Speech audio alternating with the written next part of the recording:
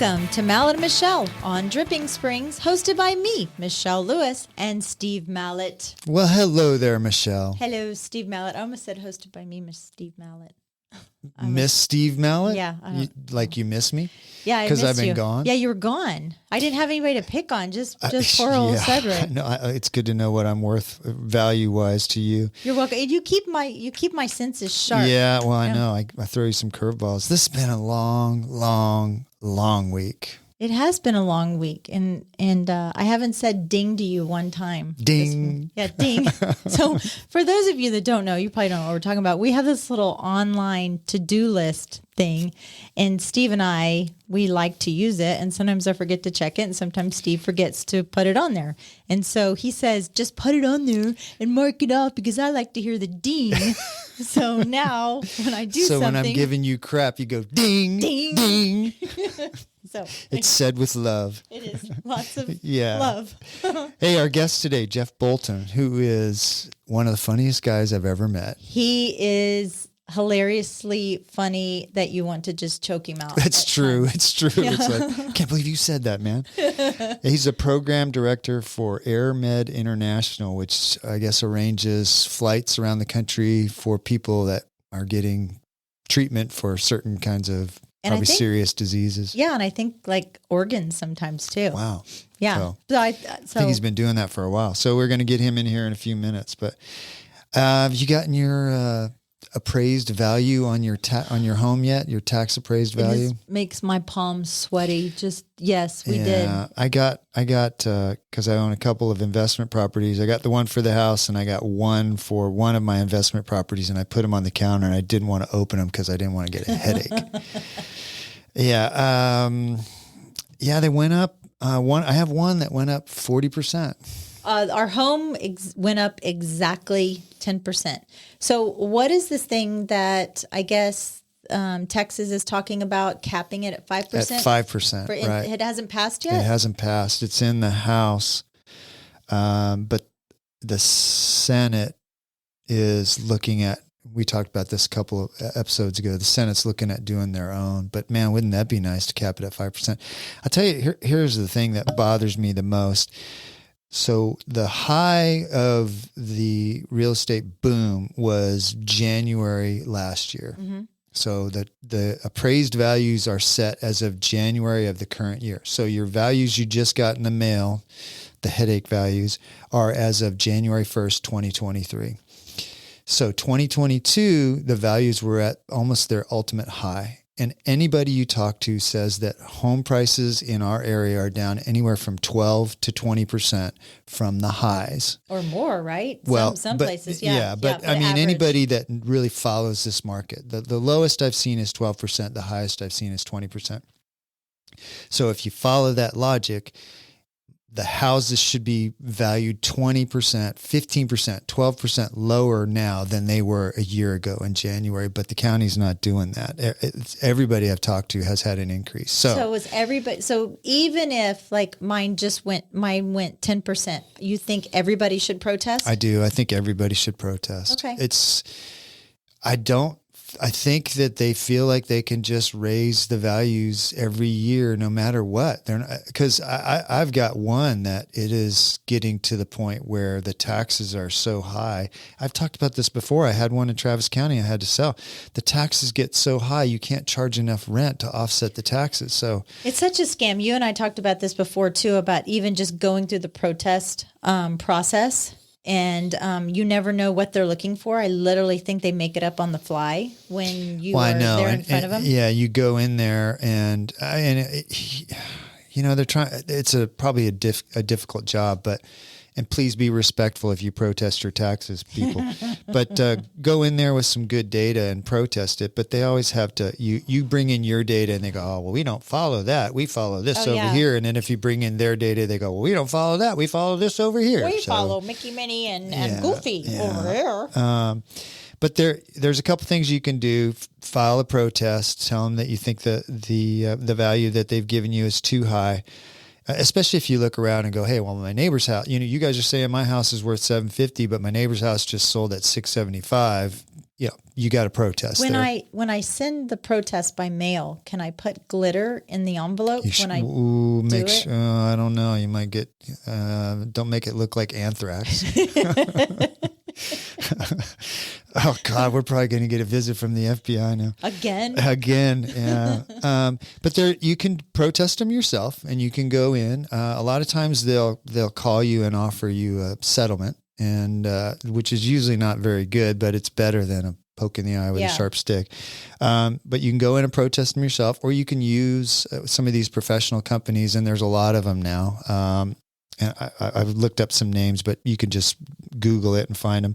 The way the online protest or the protest companies work is, if they save you $1,000 in taxes, they take a percentage of it. The one I have used takes 40%. So if I saved $1,000, I really only get a net savings of $600. But the other part of the value of that is next year the county, they'll go back. You're going backwards on the value, so they just can't keep raising it. I think, dealing with the county and these property taxes, you just said being poked in the eye with a sharp stick. I think dealing with the county is being poked in the eye with a dull stick over and over. Again. Yeah. There's been a lot of people have bought houses in the last year and a half. Yeah, my kid. Yeah, that's right. And they're going to get their appraised value in, and you need to protest it. And if what you paid for the house, the best situation you can have is if you've bought it recently and you paid less than what the county is saying it's worth, because you can take your closing disclosure and make a copy of it and put it in with your protest, and they will make it that value. So if you paid $500 for your house and the county says it's worth $575, the appraised value should be $500, because that's what you paid for it. That determines the market value. There's two numbers that are on there. It's the appraised value and the market value. And the market value. Right. So it's the appraised value you're looking at, not the market value. That's because that's what the taxes are based off of. Yeah.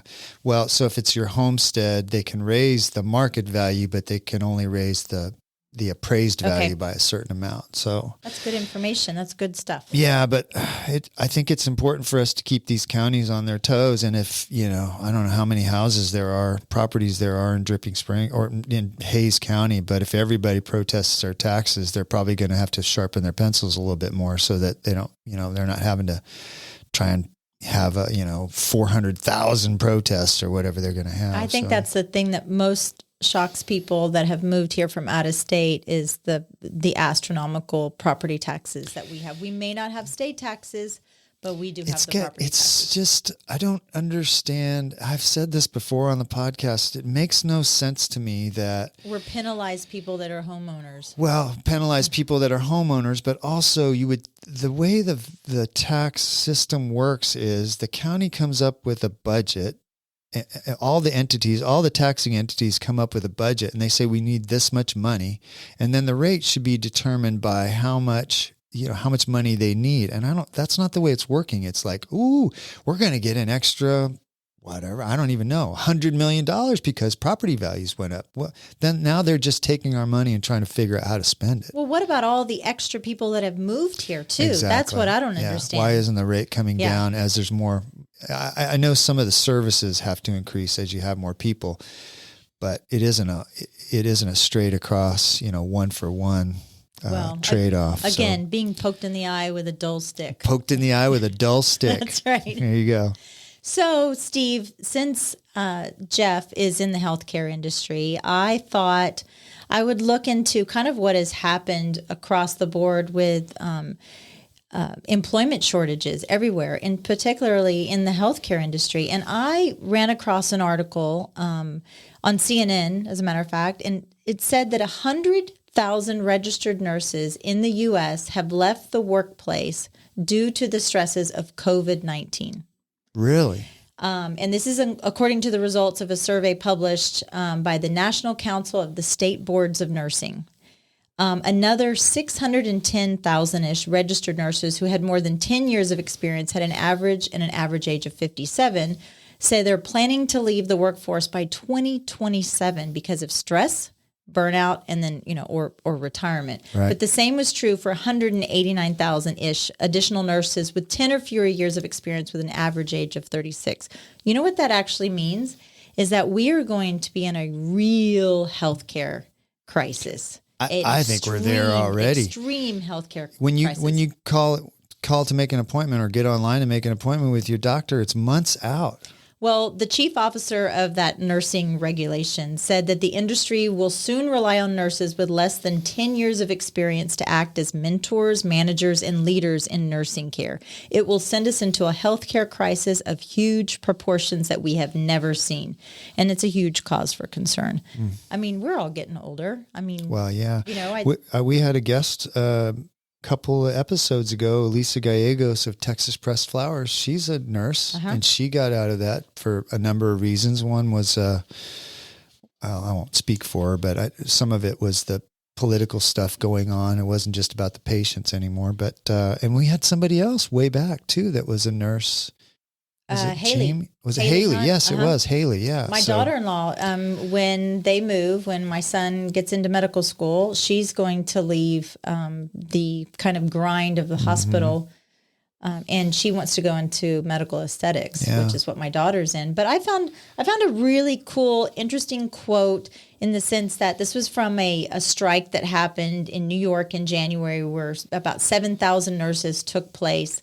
But this quote is from Danny Fuentes. He was a union official, but he spoke to the crowd and he said, "We are sick and tired of the hospital only doing the bare minimum. Time and time again, we are forced to take unsafe patient loads. We are humans and we are burnt out and we are tired, and the hospital doesn't seem to care, and all they see are profits. We don't want to be out here. We would much rather be with our patients. We need a fair contract to protect our patients."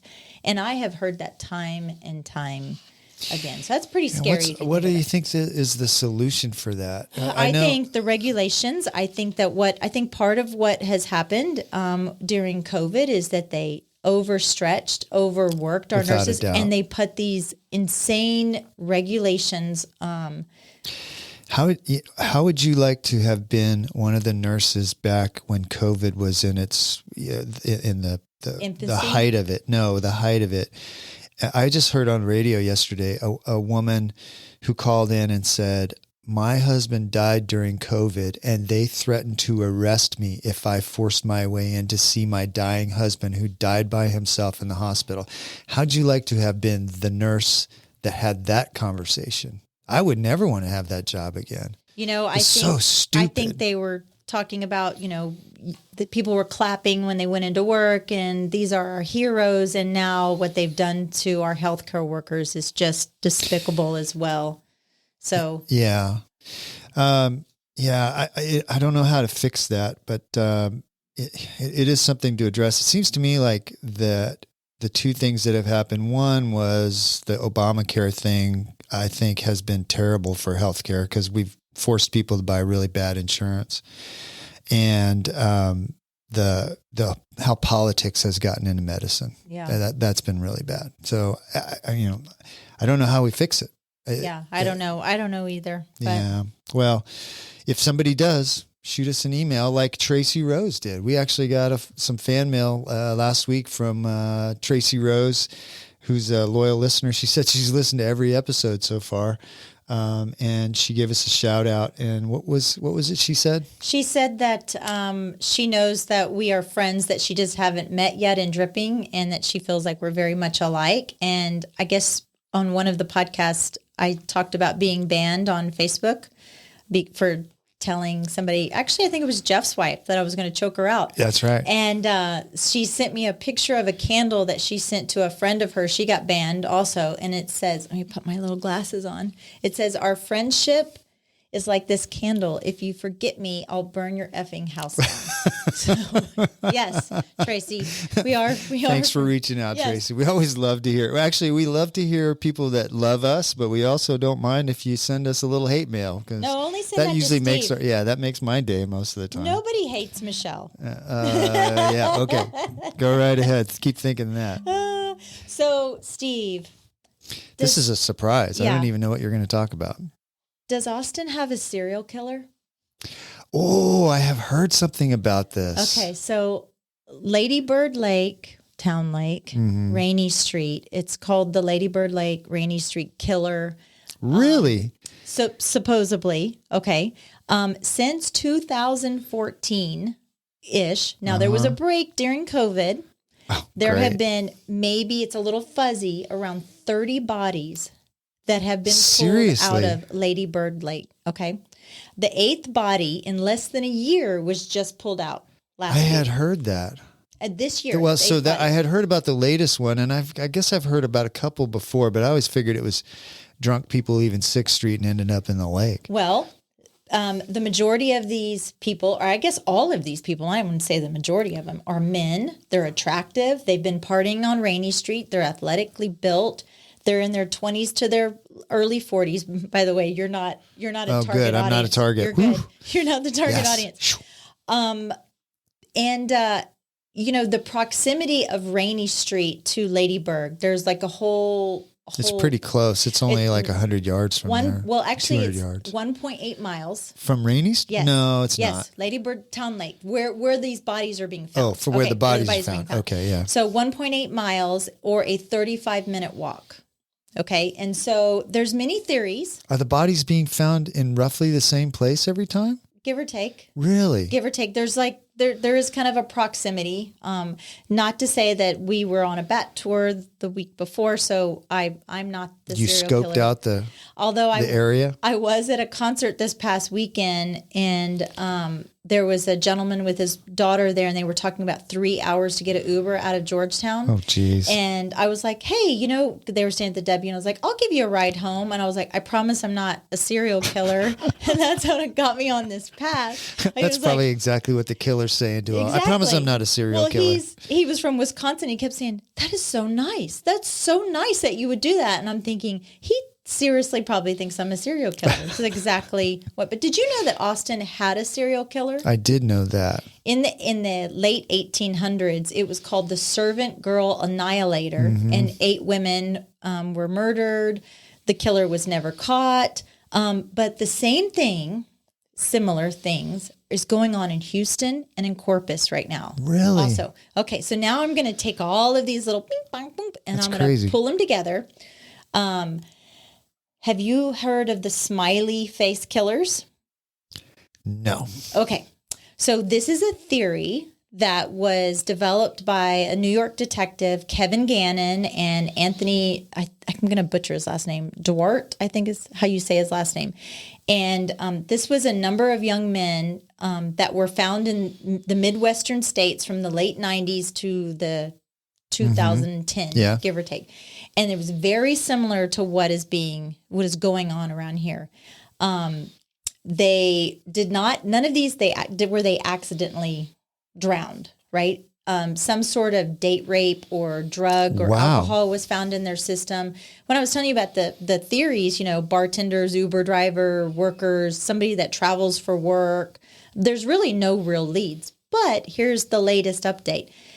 Downtown, there have been pictures, if you just pay attention, of smiley faces downtown. Oh, I have to pay attention to that. Detective Gannon has recently come out, and he believes that some of the LBL deaths, the Ladybird Lake deaths, may be related to the smiley face killers gang. Oh my god! And it may, look, it may be copycat, it may be whatever it is, but why are we not really talking about this? Is it probably because they don't want people to panic and stop coming to Austin because we've got a serial killer? Well, I mean, we have a real but here's the other thing. Here's the other big thing. Majority of these morons down there voted to defund the police. Oh, that's true. Okay. And the city's falling apart from that. So now they're screaming and yelling that they want more patrol at the areas that they party at. Okay, so what is it? What do you want? Yeah. Do you want to do away with police protection, or do you want to feel safe and go out and have a cocktail with your friends and being able to... Yeah, defunding the police is not the answer to making a better city. I just want to make There has not been one example of that working in any city in this country. No, not but one place. Here's my public statement. I am not the serial killer. That's what the serial killers always say, Michelle. It's not me. I promise it's not me. She says with a big smiley face. Is there sweating involved? Ew. Oh, so there you go. You know how I found out about this was one of the ladies I swim with Maggie, she was talking about we're doing the CapTex try there in about a month. And she said, oh, did you hear they found a body? And I was like, oh, no, we're going to be swimming in the lake where there's bodies. She goes, well, they said on the news that it's decomposed enough that we don't have to worry about toxicity from the body. I'm like, great. Yeah. So the lake has dead bodies in it and dog killing algae. Yeah, welcome to Austin. You're welcome. You're welcome. But on that note, we'll bring Jeff in here because Jeff's gonna love that. Jeff was actually on the bat tour with us in the boat, and so we were talking about this. So Jeff maybe has a little bit of insight. Maybe Jeff is the serial killer. He might be because he's got a pretty smiley face too. True. Yeah. So hang on, sit tight. We'll be right back. This portion of the show is brought to you by the Mallett Integrity Team of real estate professionals. They are based in Dripping Springs and bring you over 45 years of combined experience helping people reach their hill country real estate dreams. When you want the best in town, call them at 512-829-2062 or look them up at mallettintegrityteam.com. And now, here's Steve and Michelle. Welcome back, Hefe Bolton, or Jeff, as other normal people call you. Yeah. Well, you have a lot of different names for me, but Yeah. I've heard a couple of them already. yeah. I'm surprised you showed up, Jeff. I'm a glutton for punishment. Yeah, you are. He's actually world renowned, known as the Flower Dude. You know that, right? He was. I did. I was at that wedding. He What had was 11 million TikTok views. Yeah, Tate's something like wedding that. or Logan's That was wedding? Logan's. Logan's wedding. Yeah, I don't. My wife is the official Photo cred? Yeah. Well, she does. She gets credit for the video. You get credit for the song and the whole idea. Yeah. So that's super great. It was super great. I think the wedding was smack dab in the middle of COVID. So everybody was a little, I think we needed a little humor. Yeah. So what are you doing with all the money you made now as a social influencer? Oh, wait, tell that story because you guys or copyrighted it. Well, we licensed the video. it. Yeah. You licensed it? Yeah. So there's companies out there that one of them's, I don't know. It doesn't matter what their names are, I guess. I don't want to free No, don't promotion plug them. for them. Please don't. Yeah. So, but there are companies out there that's their whole gig is to scour the internet, social media for things that then they can try to, put on their websites, which are ad based and, it's clickbait. They're looking for people to come click on something. But, so did you get $1.29 from them or how much did you get? The official dollar amount is somewhere in I'm 100 air. You got $100. So no, I think we've we're multi-hundred air. Oh, multi-hundred air. I don't know. I think it's a $200, $300 total. That's $300 more than I've ever made. Are as you a social influencer. Are you still getting recognized in public for being the? No, not in public. Oh, every once in a while, that thing resurfaces for whatever reason. Somebody clicks on it and clicks on it again, whatever, and it just did recently. It resurfaced, and then it was renewed, kind of, for half a millisecond, and then it was people get gone bored again. on the internet, and then it just regurgitates stuff back. well, it was over and over. reposted on something. There was some news site that had posted it. I can't remember what it was. Yeah, well, and someone, we've been talking about this like everybody out there knows what we're talking about. the You flower probably better explain what it we was. were all there. Well, Jeff was the flower dude. He walked down the aisle with a kitty cat space fanny pack. Yeah, space with kittens. flower petals. Flower petals and to Billy Squire. Yes, Stroke me. Oh, that's right. Which I was trying to remember the song. Well, Which I don't know. Have you ever interpreted what those lyrics mean? I have actually probably when I was in college because I remembered that my 4th grade talent show I actually did a solo dance, by the way. So this was my To stroke me? oh yeah. 4th grade. Why didn't nobody tell me? School you went? Was it in the valley? Oh my No, God. it was Corpus. It was Corpus. Okay, it was allowed. All right. That's all It was right. allowed. Yeah. Oh, jeez. Yeah, good time. So where'd you grow up? Well, I grew up. So let's rewind because it's been almost 40. Well, you were found under a rock, obviously. No, I was born in San Antonio, and I've lived between San Antonio and Austin my whole life. Well, there was some side excursions here or there, but for the most part. Where's the furthest you've ever gone away from San Antonio? Minnesota. Well, my wife's Annie's from Minnesota, and so she moved down here in 2003, and then like 2011, we decided to take this adventure and go north. So Almost to Alaska. no, but it was almost Canada. So anyways, we went up there and we were there for 11 months and headed straight back. We moved there in August of 2011 and moved back in July of 2012. Why do you think You Annie got married through the a winter guy and like then you? left. Why? What do you often. think the appeal was? Well, What was it? Did you have money? She's going to or be mad at something? me because I'm going to tell this It was your story dashing good because- looks. Yeah, but the story I'm going to tell is actually, it's somewhat true, although she would never admit to it. Oh, okay. So she was 19. Yeah, child bride. I was 27. Uh-huh. Child bride actually was one of my passwords for something at one point because it was true. An email or something. It was like the bank account or something. I don't know. But so she was 19. I was 27.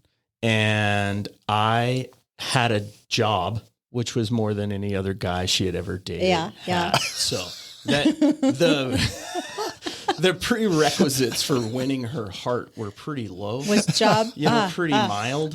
So, I had a job. I owned my own house, and I had 2 cars. I thought I was really, really rich. I was up to my eyeballs in debt, but she didn't know. But she was a roommate. Weren't y'all roommates? No. Wait, was no. that right? So I had a couple of roommates that when she moved down here, she became really good friends with. And we all lived together at one point, and then we booted the roommates out. And they were sick of it too, because like we had a really squeaky bed. God, Jeff. And so they were like, dude. Annie's going to kill you. Annie is going to chop you in little pieces. That's a joke. That's a joke. Yeah. So you were, this job that you had that won Annie over, were you a paramedic? then? Yep. I was a paramedic. So is paramedic the first career you had when you got out of school? Yeah. I mean, yes, it's the only career I've Ever had. But before that, I worked at Walmart for a short stint. Seriously. But I heard that you're a thespian by nature. Well, I mean, I don't know. I almost by nature. I mean, the first play I ever did was in kindergarten. So Well, and you had What was it? What was the play? it was Three Little Pigs. And no, Were you the I know pig? see, Dang it. everybody goes there. I said, Were you going to say because he was a fat little kid? In high school? you don't know if I was fat. I've seen Just making pictures. assumptions. Actually, we do. Actually, we've stalked you online. You've gone to my mother's house and gone through the albums, haven't you? No, but yeah. So professionally, yeah, that's the only career I had. So I went to school in college. I went to college immediately after high school. After being a pig? After being a pig. Okay. And then in 3rd grade, I was Santa Claus. It was like all the fat parts.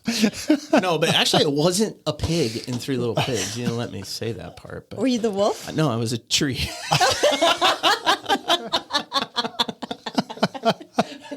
Were you a fat tree?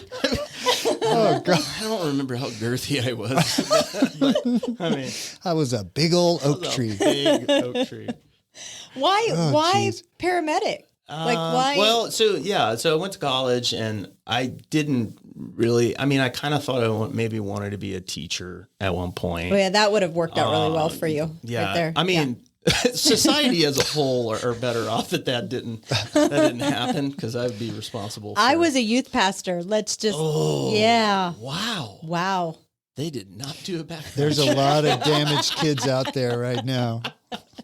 I thought Jesus loved me. Yeah. But everyone else thinks you're an geez. asshole. Wow. So talk to us about why you wanted to be a paramedic. Yeah. So I was, I had a bunch of buddies that had, for whatever reason, I don't remember now, had joined the volunteer fire department. And so, I joined the fire department because, that's what you do when your buddies are doing it. You do it, right? When you work at Walmart. This was in San Antonio? No, this was ours here in Wimberley, or not here in Wimberley, but down Ranch Road 12. And but I was I was supposed to go to school on a theater scholarship in East Texas. I had a full ride, and a month before I was supposed to leave, I chickened out because I'm a mama's boy, and Did they see your tree performance and they were like, we're giving that boy I was actually a free ride? I was actually recruited in kindergarten for that gig. I thought it was the Dirty Santa gig in 3rd grade. Dirty Santa would have been a fun twist on that, but I don't think that's appropriate for Not in elementary. 3rd grade. You really couldn't go because of your mom? Yeah, don't Use can your- we delete that? No, Can we we're edit not. that? No, we're not leaving. The title of this is now Mama's Boy. Mama's Boy. Yeah. So what was going through your head? So you're No, I just got 19 years scared. old? And Yeah, I was cried. 19. I was going to school with a buddy of mine, that he got the same scholarship offer to the same school. We were going to be roommates and all that kind of stuff. And we were, really into theater at that point. And not, then. It was still nerdy back then. Yeah, it was extremely nerdy, but it's weird how I was a theater kid, but I still made fun of the band kids. It's like, what? Like, who are you to make fun of anybody, right? You're like wearing makeup on the weekends, But anyways, I got cold feet. I got chicken, and it was 6 hours away. I'd never been that far from home. And it's funny because you fast forward, 20 something years or whatever, and my kids Lily can't wait to she's Bounce. Run off to clawing school, her way yeah. out of the front door.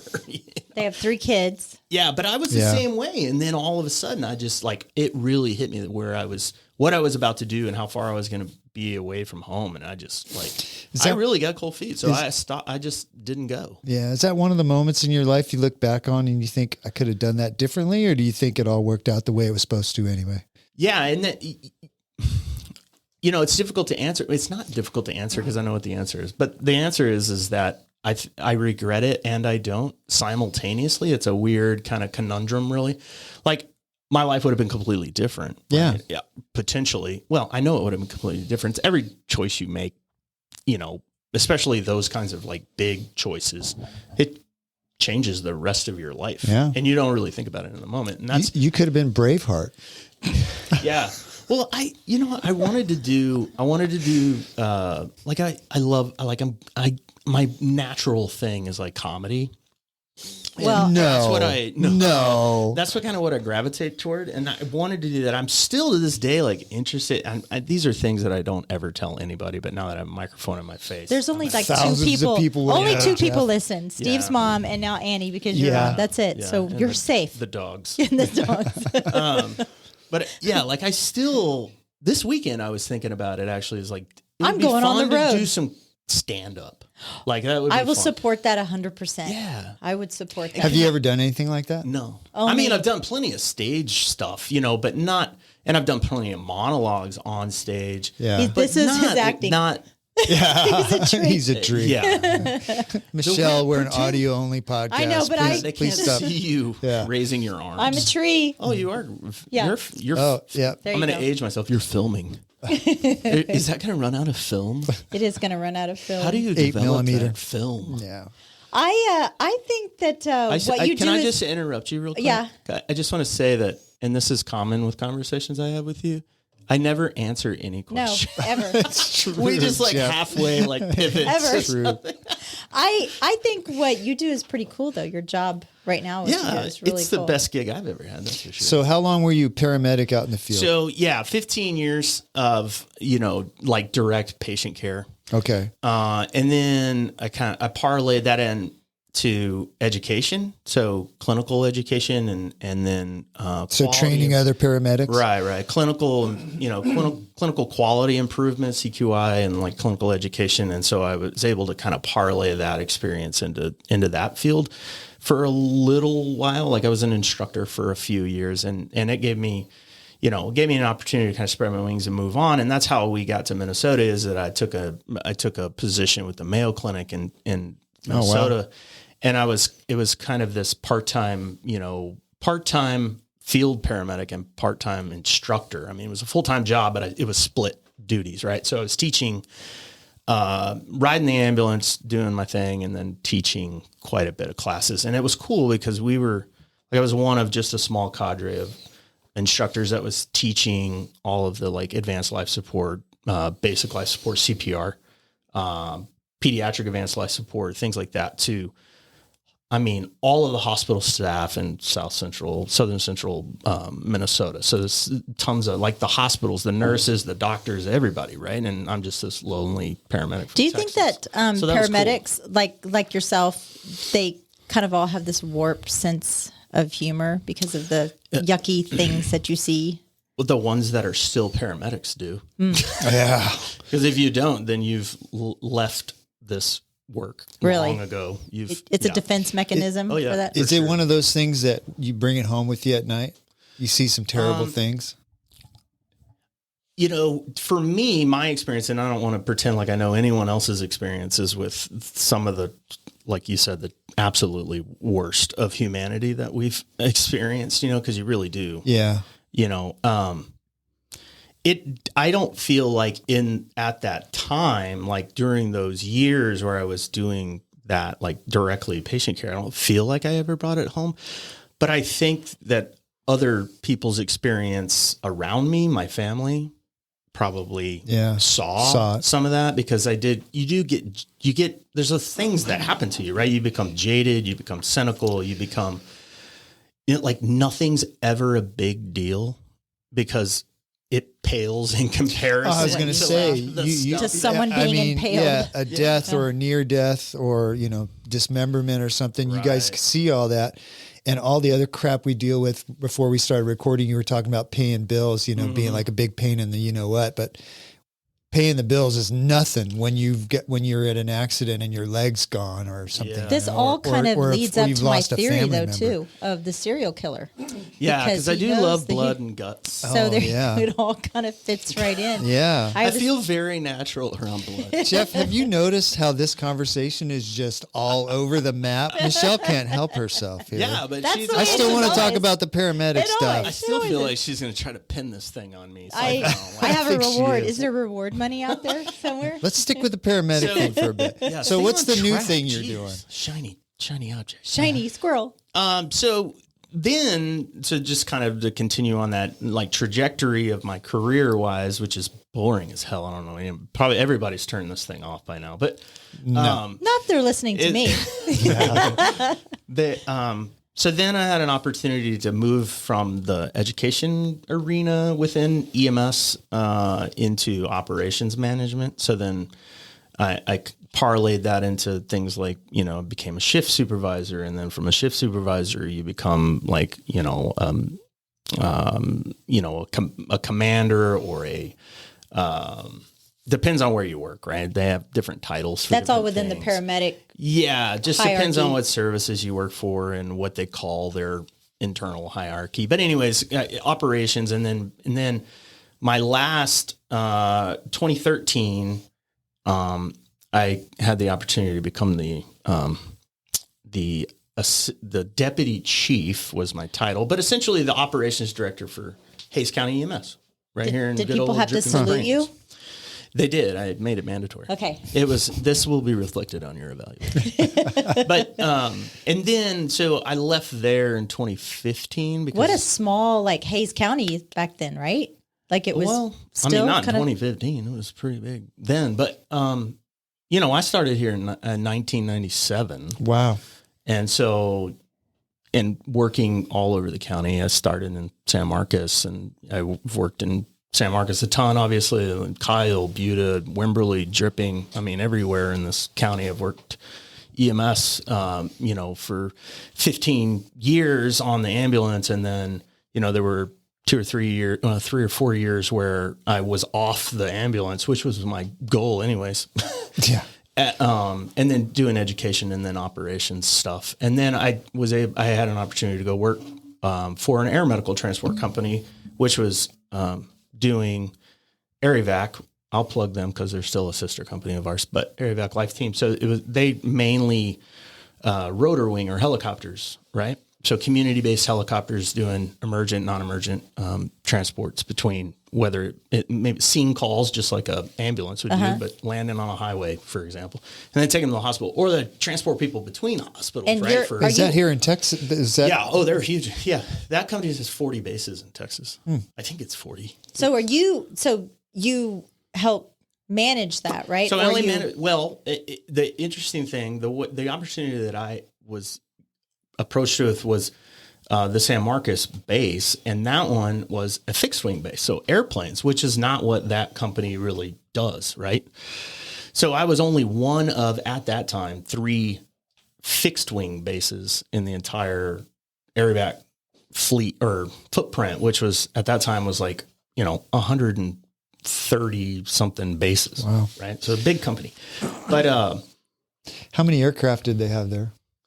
I just had the one. I had Oh, one really? in San Marcos, one plane, a King Air 90. Okay. And you're But- transporting patients or Yes. patients' organs? Well, or Yeah. So at Yes? that time it was patients, in between hospitals, more emergent than anything else. So this would be like somebody that's at St. David's downtown and they need to go to some heart specialist in Houston or something, Yeah. something like that. Yeah. Yeah. So all over Texas, mainly what we were doing was South Texas. So a lot of work along the border Okay. from the valley all the way up to Del Rio. And so that, and then in 2018, that base was transferred to my current company, which is AirMed International. So instead of essentially the operation just changed names. Like one day we put on different Did the flight company get suits. bought out?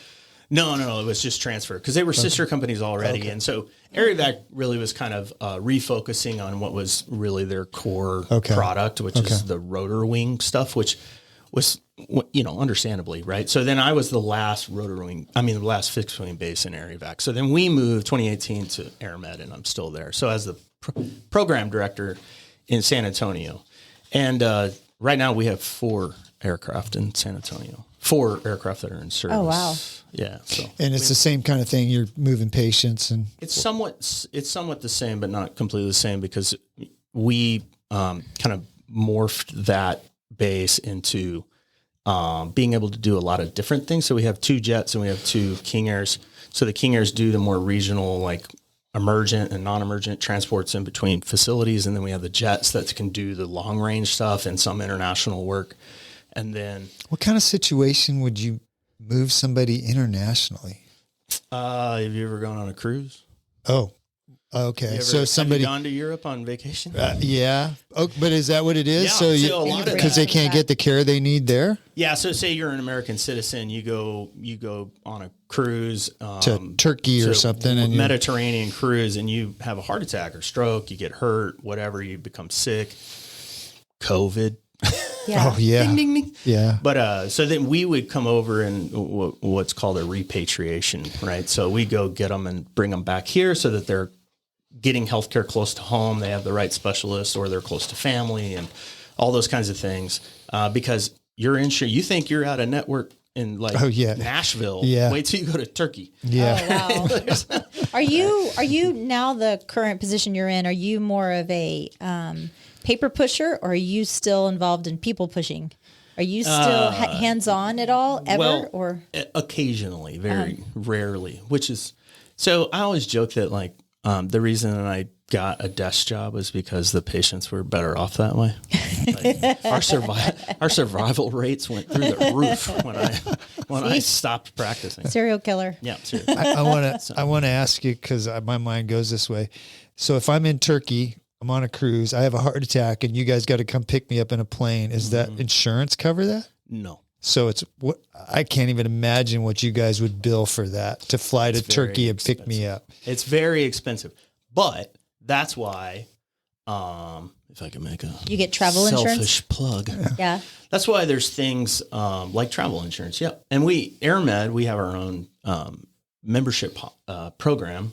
And so you can buy the membership for your family. It's very affordable, and it covers you internationally, domestically or internationally, as long as you're 150 miles away from home and it's non-emergent. So if I need an Uber from a Taylor Swift concert, emergency, you mean? What is non-emergent? I know. I try to avoid that word. I just had this conversation. That's the second time you've used it, and I don't even know what it means. So, but in the realm of what is going to be paid for by an insurance or a membership, non-emergent means you're mostly stabilized, but you're needing to move from point A to point B because the services aren't available there, right?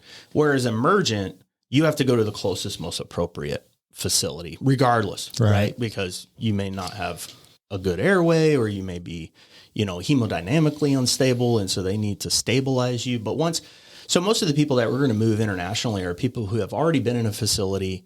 They have been stabilized. They have a diagnosis, and they need to just go home to continue their care. Right. So there are some, and there's a caveat to that, but for the most part, that's kind of what we're talking about. If it's emergent, then you've got to get to the closest, most appropriate hospital. Sure. We're not going to go pick up an unstable patient and fly them across the ocean. 15 hours across. Yeah, that's just not ideal, right?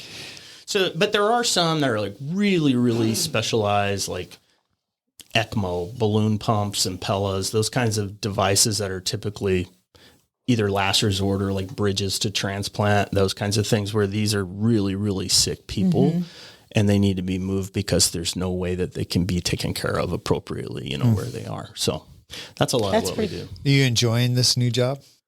Yeah. It's not new anymore, but the newest job of the career path. Yeah, I do. It's the best gig I've ever had. It's a great company. I get to work from home a lot, which is really I'll nice. stop recording for a minute. Tell us the truth. Is it a good company? It's really good. You can hit play now. I think somebody said that you just sell pencils all day or something like that. Yeah, I have right? a friend, Brian, that says I just order pencils. Look, I do order pencils, but it's just like part of the job. Part of the deal. So when I remember this, when you had your allergic reaction to fireworks, because you're afraid of scary things. You're allergic to scary things or fun. Allergic to fun. I'm allergic to fun. Yeah. So when you were allergic to fun, did you have to be transported? Did somebody take you to? I was transported by a ground ambulance. Yeah. Oh, so your face blew up like a little hot air balloon. I had Kardashian lips for a while. Yeah. What are you allergic to in fireworks? Well, fun. We don't really know. So, it was 4th of July a few years ago, and a buddy of mine was doing those, those artillery ones that fly up in the air and go boom. But one of them fell over, and it shot to the side of the road, and it caught grass on fire or whatever else was in there. And so I went over there to put it out because I'm a hero. So... But I'm a dumb hero. Call a fireman. He's a dumb hero. I'm a dumb hero because I had flip-flops on and shorts, and I'm putting out a fire. Like, what? But anyway. You are in Wimberley. I did save several square inches of grass. It was probably not grass, Jeff. It was probably poison oak or poison ivy. And that's what your reaction was. Yeah, I didn't, unbeknownst to me, of course, it's dark, and I'm, might have had a few adult beverages. Mm-hmm. Possibly. So it turns out like the next day, one of my buddies went over, it was right outside his house, actually on the road before his house. So he went over there, which I sued him for a lot of money. Yeah. Why are you here then? That's why I'm 100 air. So it was covered in like poison ivy and stuff. That's what the doctor thinks that like, because it was aerosolized, I think I'm saying that right.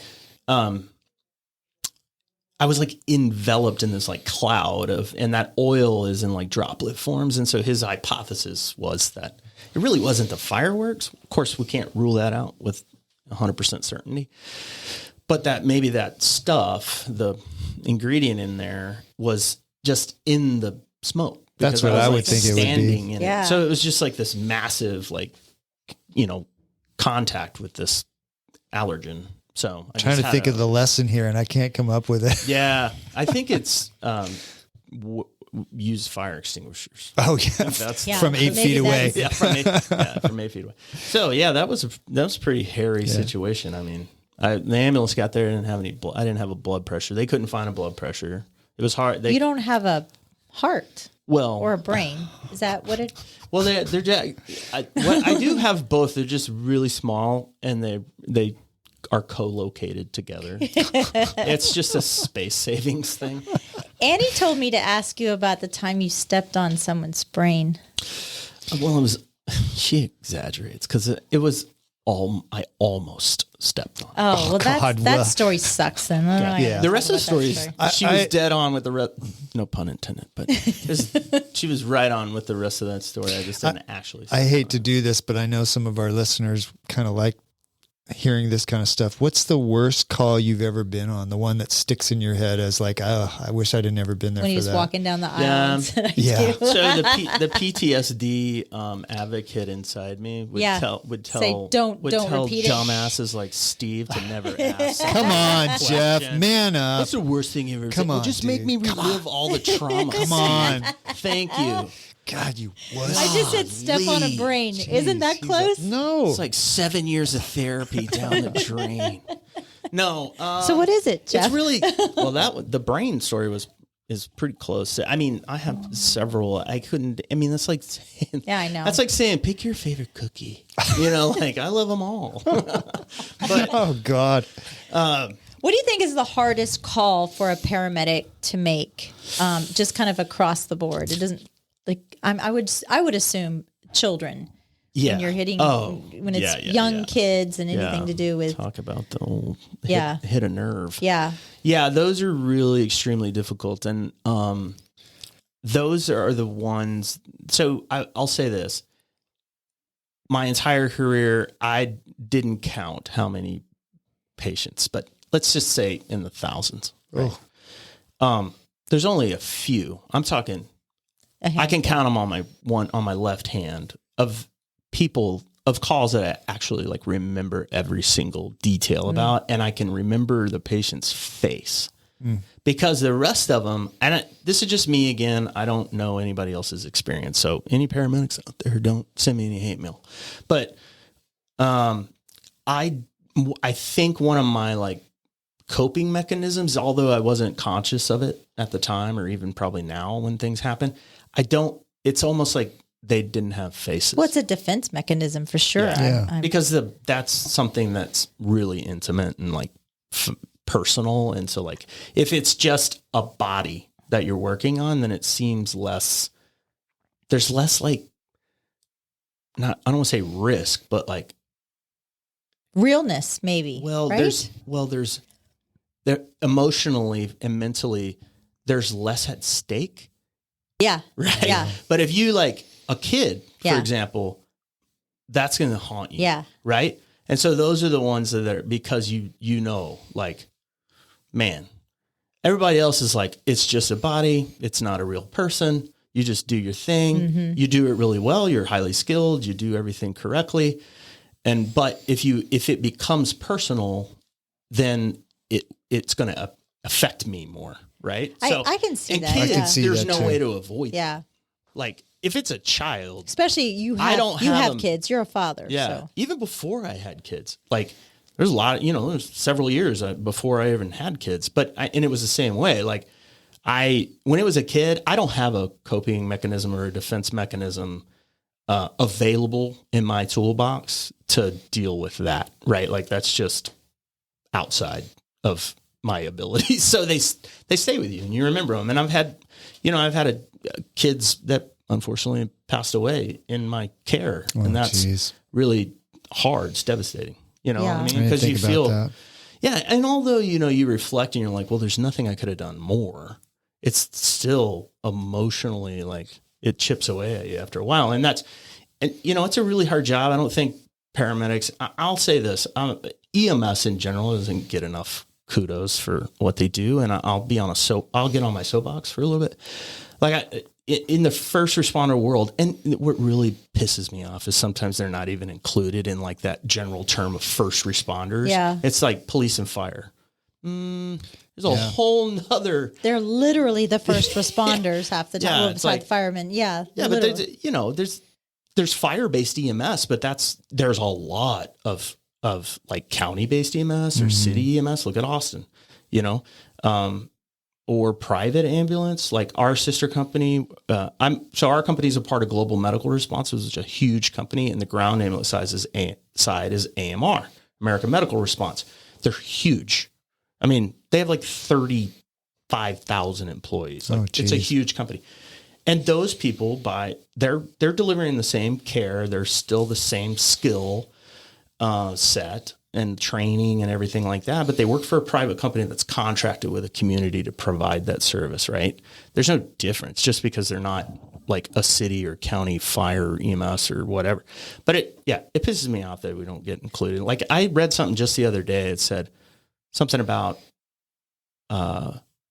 supporting first responders, and all it listed like in further down in that, I can't even remember what it was fire and police and fire, which I'm not trying to take anything away from those guys. No. Like my best friend's a fire guy. I was a fire guy. I went to fire school. I worked as a fireman for a few years before I decided to stay on the ambulance. But anyways, I digress. I think so give these guys credit. Yeah, I just say they need more props. Like these guys, it's not just. I think people discount like what's going on inside of an ambulance because it's not a fire truck. I think the And it's court not, like, of sexy or public something. opinion here in Dripping Springs, there's conversations about the response time of ambulances, and because we have, even just from 2015, 8 years, we've grown exponentially. And Dripping Springs, like Wimberley, we're kind of so spread out geographically that I don't know what the solution to that is. But you don't want to pass these bonds, and you don't want to. Yeah. I mean, there's things that are being put forth on your voting ballot, and you can gripe and moan on one hand. And then when it comes down to brass tacks, when you're actually needing that emergency response, and it's like, I think somebody said at one point, 18 minutes for certain areas of Dripping Springs. Well, it's probably way longer than that. And I'll tell you this. So response times are not a good metric for gauging the effectiveness or the quality of the service that's being provided to the community. Explain that. Because it's really about care. It's really about outcomes, right? So if it takes an ambulance 3 minutes to get to your house, but they suck at their job and they're poorly equipped, they don't have state-of-the-art equipment, they don't have the right kind of ambulance, or they don't have the right technology, they don't have the right medications, protocols, training, skill, personnel, it doesn't matter how fast they are. That's true.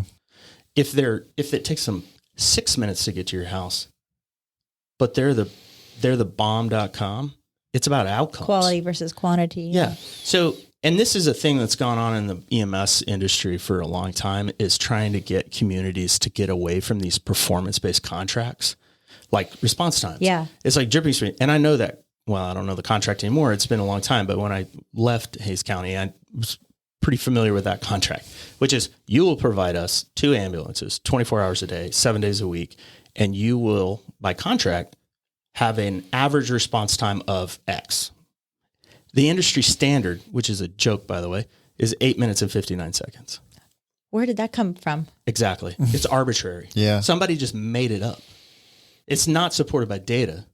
Yeah, because it was probably made up by somebody that thought, if I'm sitting at home and it takes them 8 minutes to get there, I'm happy. If it takes them 10 minutes, I feel like that's too long. That's probably how they came up with it. You want to know what the reality is? Have you ever called an ambulance or a fire truck? Any time is too long. Yeah. If you're the caller or you're the family. It's true. You want them there. 3 minutes feels like an eternity. Yeah, it does. Like, where are they at? How come they're not here? 10 minutes feels like a decade went by, right? Because it's your emergency and your experience. That's why the response times it doesn't really matter. They do matter, like to a degree. Yeah. But they should not be the metric by which a community judges the quality of the service that they're being provided, whether that be a taxpayer-based service, fire department, county EMS, or whatever city, or they're contracting it out to it's all tax money either way. But you know what I mean? Better? Like instead of an internal like government entity of whatever level providing that service, then it's a private company by contract providing the service. But nonetheless, like in the case of Hayes County EMS, and get in trouble for talking about it because it's been 8 years since I left there, so I don't really know the place anymore. So I'll preface it by saying that is it's a contract. So the ESD has a board of directors. They determine the tax rate for services. Right? There's one for fire. There's one for EMS. They have different tax rates, and they collect. They're stewards of the tax money. That's their fiduciary responsibilities to be good stewards of the tax money. So then they determine what service, what service level they want. They want paramedic ALS service, and they want this many ambulances to cover this area for this amount of money. And then they try to build in some sort of performance metric to hold you accountable as the contractor to provide a certain level of service. But what has been happening over the years is moving from this performance-based contract to an outcomes-based contract, right? Do we see the level of disability, mortality, morbidity rates go down in your community? Are your patients satisfied with the service? Satisfaction surveys? Like, Wow. I love my EMS because they're really skilled and they do a lot for the community and they're really nice and they're professional, but it takes them 10 minutes to get to my house. Mm-hmm. But if I have an EMS service that they dress like crap, Mm-hmm. their people are rude, they don't shave, but they get to my house in 3 minutes. Which one of those would you rather have? Right? Yeah. So stop with the time stamps. Do you think that there's It's funny, been that's all we talk about. The people that that don't do what you do. That's all we talk about. Well, yeah. And it's understandable. And those are legacy things that's been going on for decades and decades, because there has to be something to judge them. Is there on. any kind of encouraging developments or advances in kind of the whole EMS system?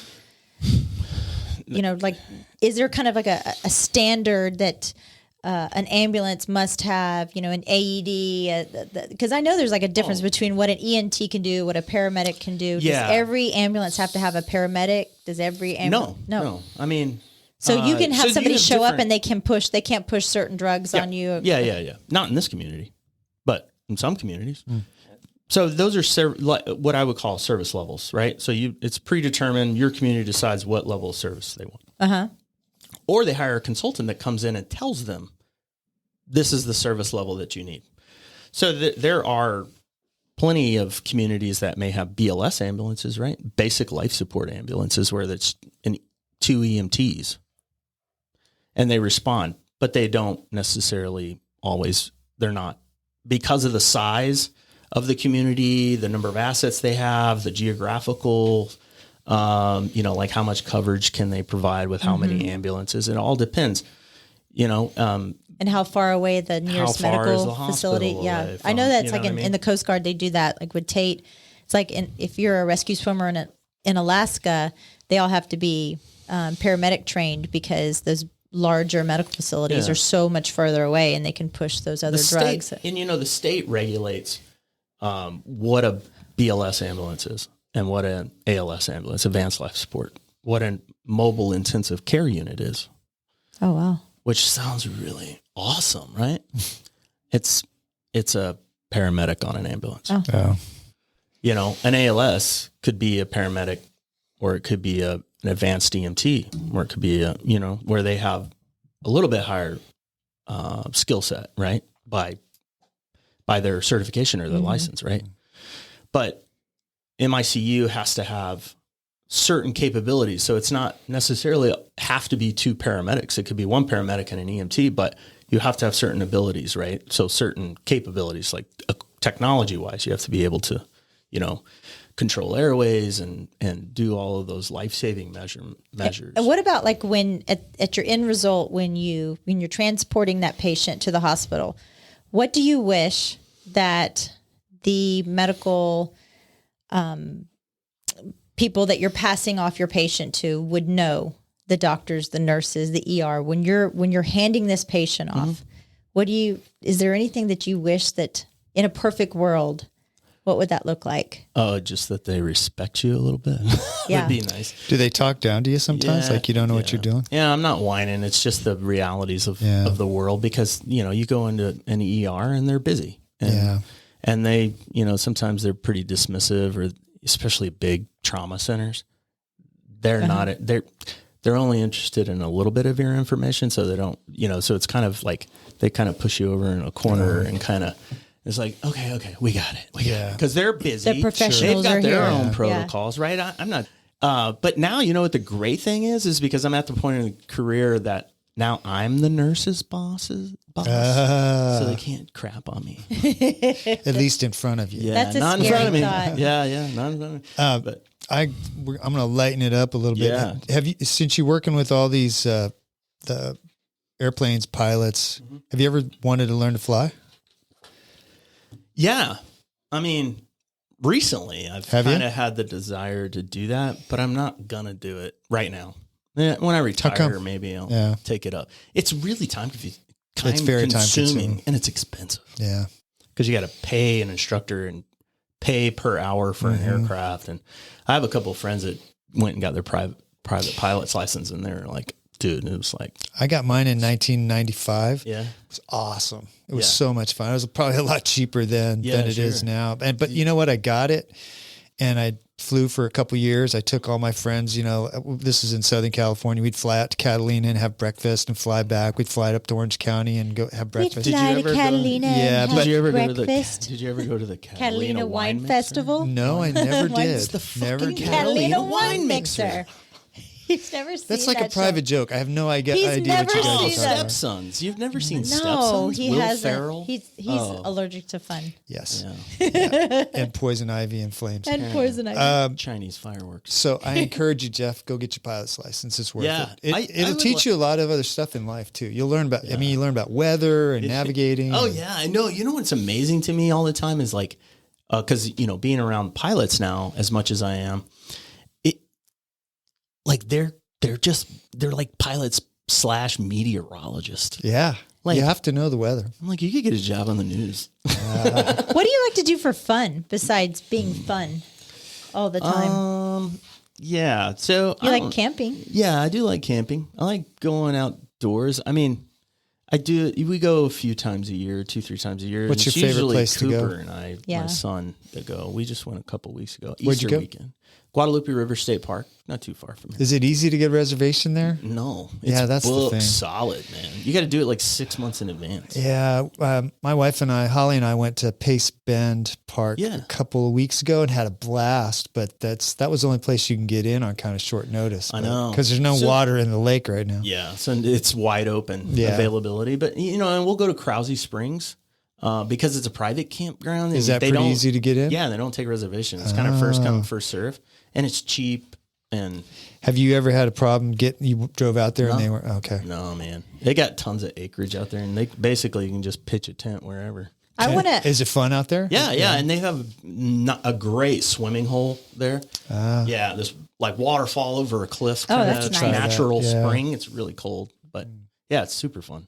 I wanted to ask you, all about your professional experience. That you just kind of walked us through it, and knowing Annie, knowing your wife, and don't get me started. Yes, this is going to be a whole nother show. But Annie went through a pretty traumatic and scary heart surgery a couple of years ago. Yeah. How is it being on that side of care? Now you're the one sitting there waiting for the professionals to tell you about your wife, whose basically heart has stopped. Well, Michelle, let's be honest. You should know by now that I already knew all of the things. I'm sure you did. I'm so Did smart. you scrub in? I'm actually the neighborhood doctor. They call me Doc. They call me Doc when they see me around the neighborhood. They're like, "What's up, Doc? Gosh. Hey, can you look at my toe later?" I think they're making fun of you like you're Bugs Bunny. Making fun of you. Yeah, like Doc, What's up, Doc? What's up, Doc? No, they do call me. They're like, "You're a paramedic. Can you look at my hangnail?" I'm like, "Do you know what a paramedic does? Like, if you're dying," and I'm like, I always tell people, they're like, "Oh, thank God you're here." Like when we went on the boat the other day, that bat thing. I'm like, "Oh, thank God Jeff's here. The paramedic's here." I'm like, I am absolutely useless without an ambulance full of gear and equipment. And, You had a rope, and I think you were swinging at a duck. I was more grateful that Tate was there. I just tied something together. You just said there's the 9th body was discovered in Town Lake. And you said you're not the serial killer, but you were on the lake last week. So was he. And Jeff, this might be a partnership serial killers. Maybe it's more than one killer. It could be. I just chop up the bodies. I don't. If we tell you, we'd have to kill you. She thinks blood's icky, so she just like kills them, and then I have to clean it all up. I got two more things. You said you're a badass on your bio sheet. So I want to know, debatable. what does that mean, and how do you quantify the amount of badassery you have? My badass. By the number of dad jokes he can tell. Yeah, tell us a dad I'm joke. a 9th degree badass. Yeah, what's your dad joke du jour? Hey, did you guys know that I recently discovered I have a superpower? Oh, what's that? I can cut wood with just by looking at it. Yeah. Yeah, I know it's hard to believe, but I saw it with my own 2 eyes. Hey, do you guys know what you call a guy with no body and no nose? Nobody knows. I got a million of them. I went to the store to buy a belt the other day. My wife said it was a huge waste of time. Dad jokes. We're just gonna have him record a bunch of them, and we're just gonna. Yeah. We're just Hey, it gonna could be a whole interject. episode. Yeah, it could. Dad jokes by Jeff. Yeah, I Did saw she the send video. you a video? Yeah, I was studying. I'm actually going to put it Before on. She saw it to us. I'm going to put it on our Sent it Instagram to us. page. That video. Yeah. Yep, that's going on our Instagram. Yeah, I page was doing my prep show for prep. for the podcast. The show prep. You said you like auto racing. Yeah, I do. I'm kind of obsessed cars? with Formula One. Formula One. Yeah, I really like any car racing. I'm not really great. I'm not like big on drag racing, but like Formula One's cool. Formula One is so cool. And we've gone a few times to the one here in Austin. Yeah.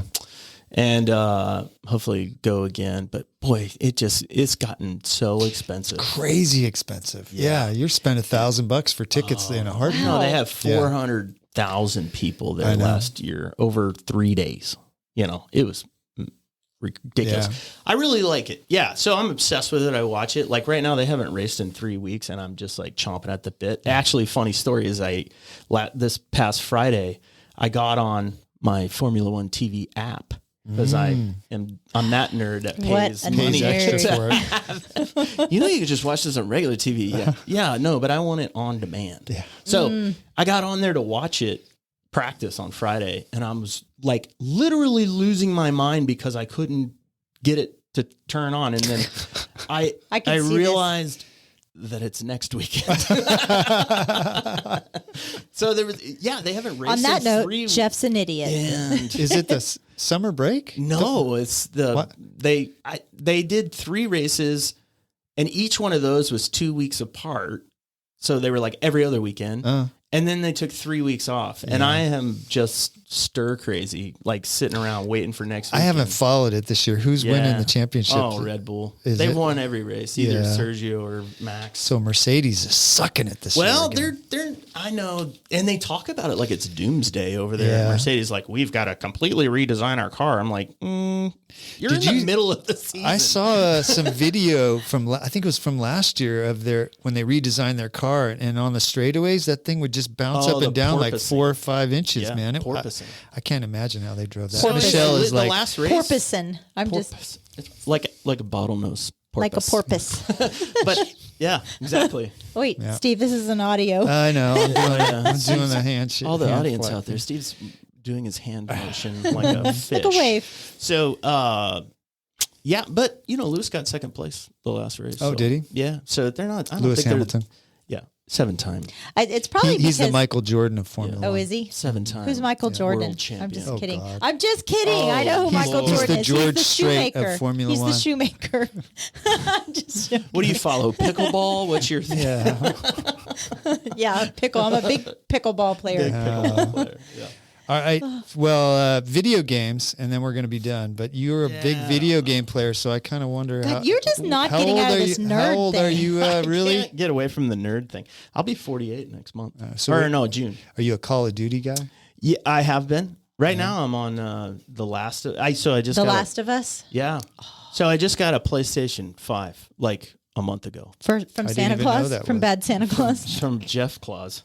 Remember 3rd grade? I was Santa Claus. So. Is this your own PlayStation yeah. 5? No You one's won't allowed share to with touch Koopy? it. Oh, Oh, he can play it, but he's my dude.